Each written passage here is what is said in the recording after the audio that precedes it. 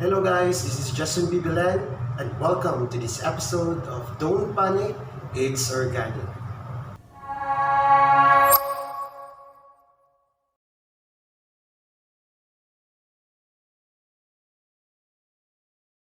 This one, letter A. So remember that I have told you that your parent compound is actually those common names.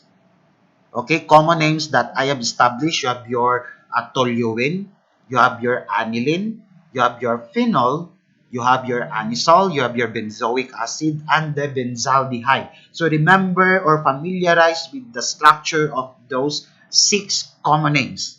Okay, I repeat, you have your toluene, aniline, anisole, phenol, you have your benzoic acid, and benzaldehyde. Okay, so first is you're going to determine the parent name for the compound. Okay? So the parent name, remember that those 6 common names that I told you are those are the parent. Okay? So for example, if this structure of the disubstituted benzene, okay? So there are 2 groups attached to it. What possible parent name can you actually give to this structure? Remember those parent name, you have your toluene, aniline, anisole, phenol, benzoic acid, and benzaldehyde. Okay? So the possible parent name would be the structure of this. Okay, what is that? That is actually the toluene. Okay, that is the toluene.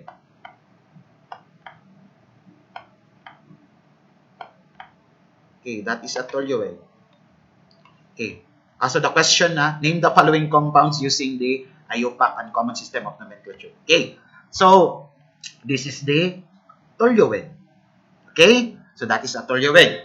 Okay. For IUPAC naming, we just number this as, so this would be our carbon number 1. Okay. That would be your carbon number 1. Because that is our parent. So, that would be carbon number 1 and this would be carbon number 2. So, therefore, the IUPAC naming, which is a numbering system, would be 2, because your substituent Cl is actually on carbon number 2.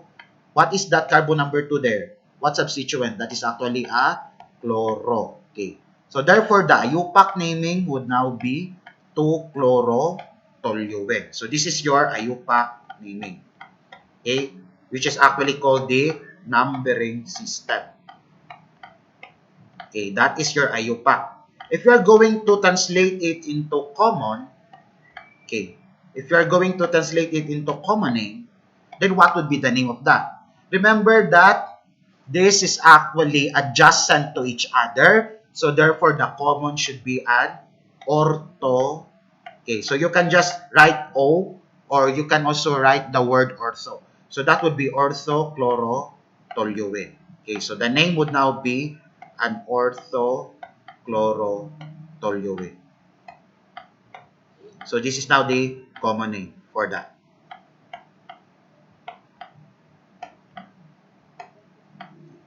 Okay, that's it. That would be an orthochlorotoluene because both of the 2 groups are adjacent to each other. Okay, you're next.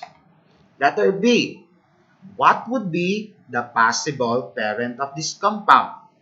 Remember the parent? You have your toluene, aniline, anisole, phenol, benzoic acid, and benzaldehyde. So you will notice that this is actually the parent name, which is actually a phenol. Okay, that is a phenol.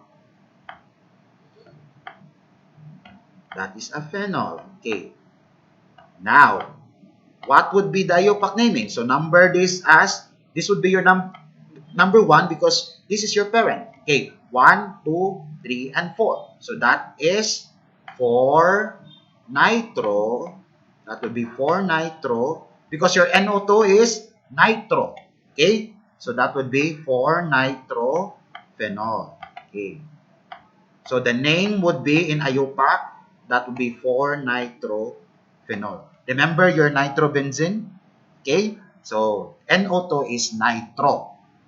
Okay, so 4 nitrophenol. However, if you're going to translate this as common name, What is this position there? That 4, 1 and 4 position. That is actually a para position. Okay. So that means that is para nitrophenol for common name. Para nitrophenol.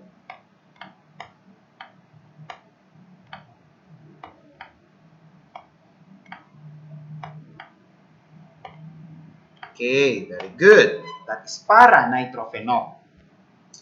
Okay, next would be letter C. So, letter C, what would be the parent name?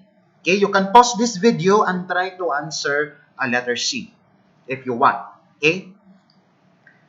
So, what would be the parent name of the compound? Remember those 6 parent name? So, you have your, what is this? This is what we call the aniline. Okay, that is an aniline. The parent name is aniline.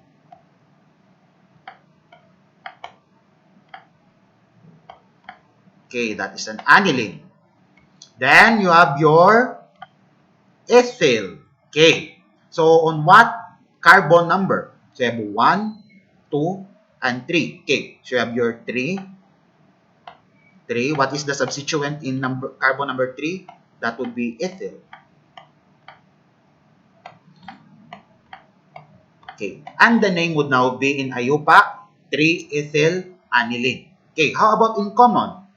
That is actually, so 1, 3. 1, 3.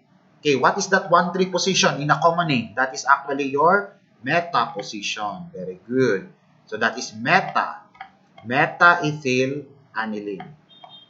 You can either write the one letter or the word meta.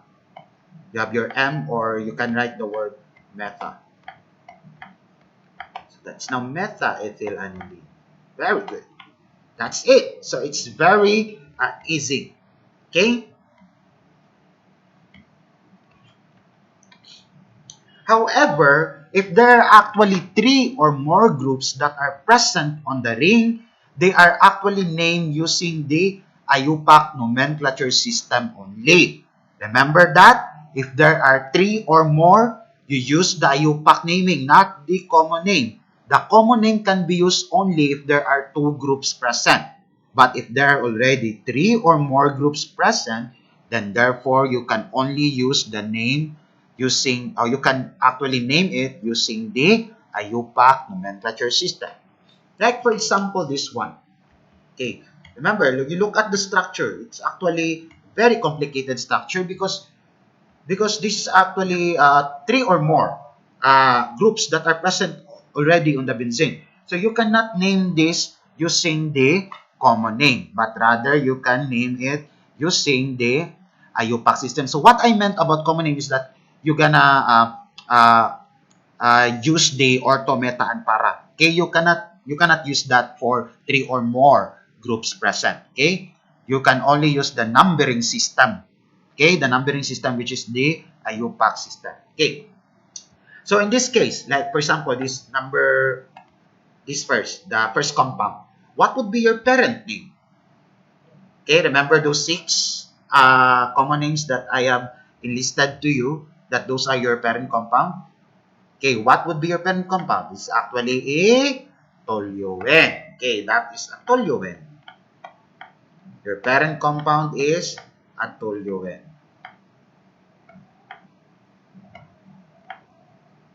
Okay. So if this is your parent compound, then that would be the carbon number 1. Then you can assign this as carbon number 2, number 3, number 4, number 5, and that would be number 6. So therefore, your substituent is actually found in 2, 4, and 6, which are actually the same. What is the substituent?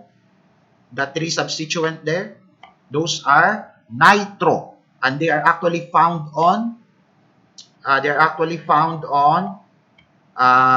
carbon number 2, 4, and 6. Okay. So therefore, the name would be 2. They are the same, Remember, if they are the same, you can put them together. 2, 4, 6. How many nitro? There are 3. So therefore, the prefix is tri. Okay. So, try. 2,4,6 trinitrotoluene. That is the name for that compound. Very good. That is 2,4,6 trinitrotoluene. And don't you know that this is actually called the TNT? That is not tawag ng tanghalan. But that is actually an explosive that is used for dynamite fishing. Okay? That is TNT. It's an explosive chemical compound that is actually used, that's the main component for dynamite that is used in dynamite fishing. Okay? Which are actually illegal. Okay? So that is 2,4,6 trinitrotoluene. Okay? Next, this compound, what would be the possible parent? So the parent would be this one, which is actually a phenol. Very good. That is a phenol. A benzene that is attached with an OH is what we call the phenol. So if that is your parent, then that would be 1. Then this could be 2. And that would be 3. And that would be 4. And that would be 5. Okay. And that would be 6. Okay. Your substituent is found on 3 and 5. So they are the same. So that would be 3, 5. Then 3, 5. There are 2 the same substituent. Then that would be 3, 5 dibromo.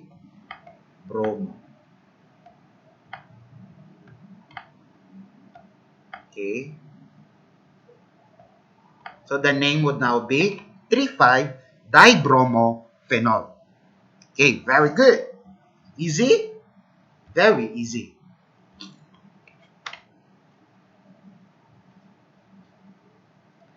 If benzene becomes a substituent in a hydrocarbon chain, the name is called a phenyl group. Okay, for example, this one, so it already has a higher hydrocarbon chain attached to a benzene, then we cannot anymore name this as our parent would be a benzene. Okay, that would not be named as that, but rather your benzene becomes your substituent. Okay, and if your benzene becomes a substituent, then the name would be a phenyl.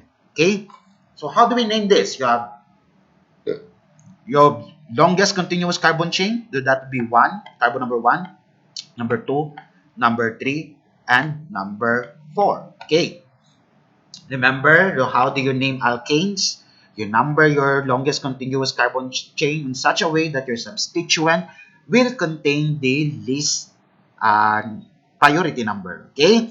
So if you're going to number this as 1, 2, and 3, that becomes 3. But if you're going to number this 1, 2, 3, 4, then your substituent will be on carbon number 2. Okay. So if it has 4 carbon and this is an alkane, then your parent would be a butane. Very good. It's a 4 hydrocarbon alkane, a 4 carbon alkane, that would be a butane. And you have your substituent, which is a benzene. And remember, if a benzene becomes a substituent, the name would be phenyl. That is found on carbon number 2, then the name would be 2-phenyl. Okay, very good. That would be 2-phenyl butane. So the name would now be 2-phenyl butane. So this is now the name for that structure. Okay, next, this one. Okay, so this is an alkene.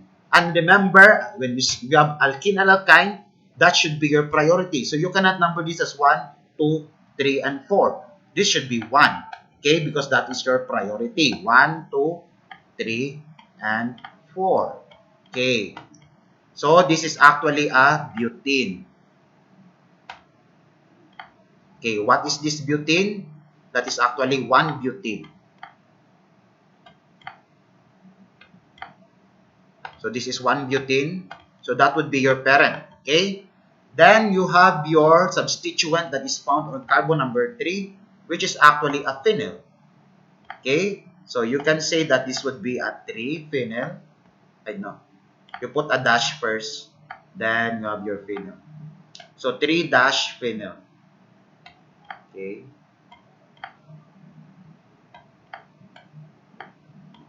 Okay. Your carbon number 3 contains the phenyl. Then you have your 1-butene. So this would be the name 3-phenyl 1-butene. Okay, remember that if you have your longer hydrocarbon chain and there is a benzene attached to it, then your benzene becomes a substituent. Okay, good. And what would be the name if a benzene becomes a substituent? The name would be a phenyl. Correct. One final special name that occurs frequently in aromatic compounds is the structure of a benzyl group. So what is a benzyl? A benzyl is actually contains a benzene with a CH2 attached to it. Okay, so this is what I meant. A benzene attached with a CH2 is what we call a benzyl. Okay, what is the name for that? That is a benzyl. Okay. You have C6H5, which is actually this is what we call a C6H5, which is a benzene, and you have your CH2 attached to it. Then this is what we call a benzyl. Okay, example of this is you have benzyl chloride. Okay, so you have your benzyl. This is a benzyl. Okay, and this is chloride. Okay, so you cannot name this as chlorobenzyl. Okay, but rather this is benzyl chloride. And you have also your benzyl alcohol, which is actually a benzyl that contains an OH because your OH is a functional group for alcohol. Okay, you have your benzyl halide and you have also your benzyl alcohol. So benzyl chloride and benzyl alcohol. Okay, just remember this special name if this will occur on my questions and exams. Okay, just be familiarized with this.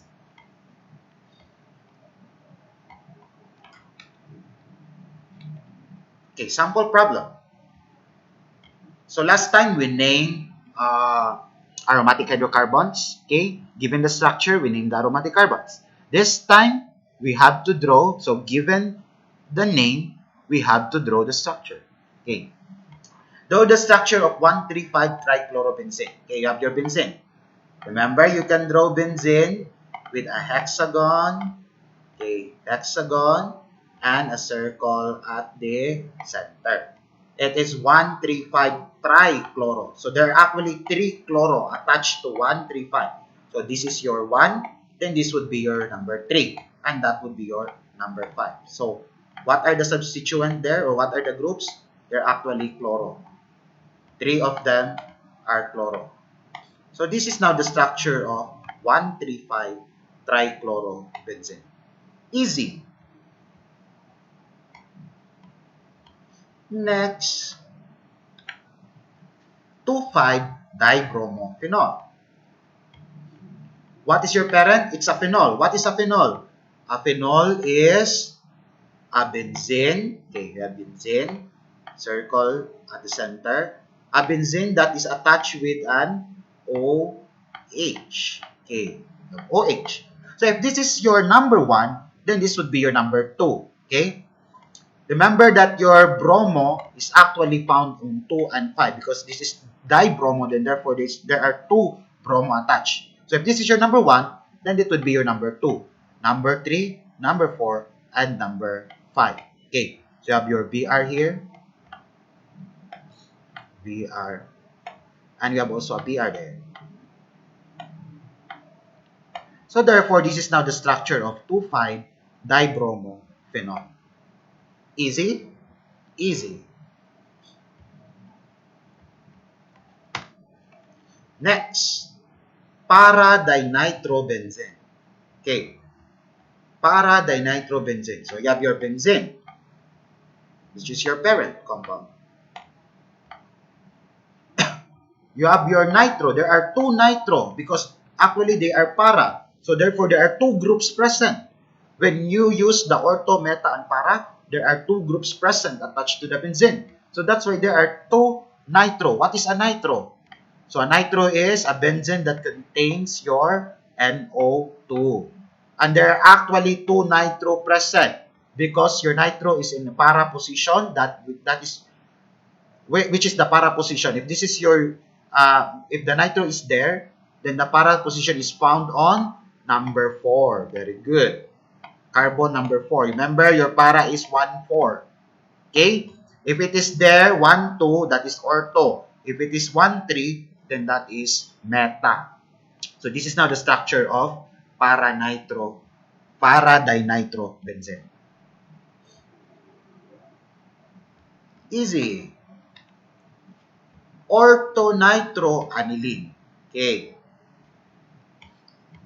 So the parent is aniline. What is an aniline? An aniline is a benzene, okay, a benzene that contains an NH2. That is an aniline.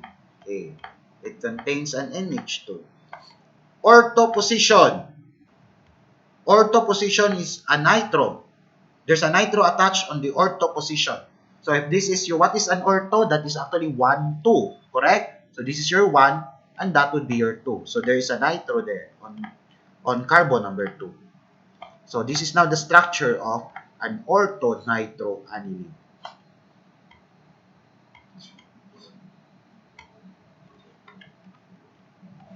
Okay? So you can pause this video and try to answer metanitrophenol. Oh, what is the parent compound? Phenol. Okay. So a phenol is a benzene. Okay, a benzene. You have your benzene attached with an OH. Okay. Okay. Then, you have your nitro, which is actually found on meta. What is the meta position? You have 1, 3. This is your 1, then this would be 3. So on carbon number 3, there is a nitro there. Then you're done. This is now your metanitrophenol.